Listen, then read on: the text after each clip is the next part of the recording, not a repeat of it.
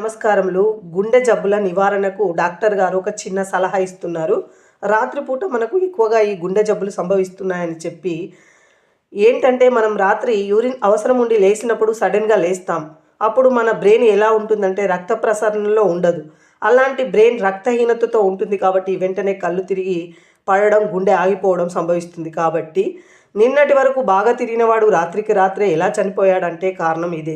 అందుకే రాత్రిపూట యూరిన్ అవసరం కోసం మెలకువ రాగానే వెంటనే లేవకుండా మంచం మీద కొద్దిసేపు 1:30 నిమిషం సేపు పడుకొని ఆ తర్వాత అర నిమిషం సేపు లేచి కూర్చొని ఆ తర్వాత ఓ నిమిషం సేపు కాళ్ళు కిందికి వేలాడదీసి మంచం మీదే కూర్చొని ఉండాలి. ఆ సమయంలో మెదడుకు అందాల్సిన రక్త సరఫరా అందుతుంది, ప్రమాదం తప్పుతుంది. అప్పుడు లేచి బాత్రూమ్కి వెళ్ళి రావచ్చు. ఇలా ఖచ్చితంగా పాటిస్తే మనం కొంతవరకు ఈ ప్రమాదాలని తప్పించుకోవచ్చని డాక్టర్ గారి సలహా.